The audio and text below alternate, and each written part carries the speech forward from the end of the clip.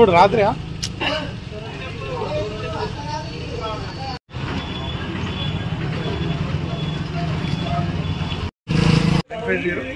950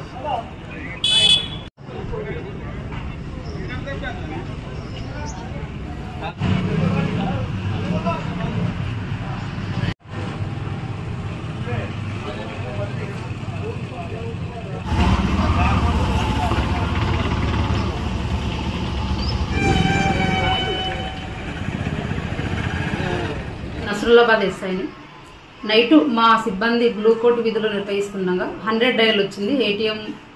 ఏటీఎంలో థెఫ్ట్ జరుగుతుందని వెంటనే మా సిబ్బంది అక్కడ ఏటీఎం దగ్గరికి వెళ్ళి చూడగా అక్కడ అద్దాలు పగలగొట్టున్నాయి. ఎవరో గుర్తు తెలియని వ్యక్తులు వచ్చి అద్దాలు పగలగొట్టారని మా సిబ్బంది ఫోన్ ద్వారా తెలియజేయగా నేను వెంటనే వెళ్ళి అక్కడ విచారించగా చుట్టుపక్కల వెతగా ఎలాంటి ఆధారాలు లభించలేదు. ఇప్పటి వరకు ఈ ఏటీఎం అటెంప్ట్ పైన ఎలాంటి పిటిషన్ రాలేదు.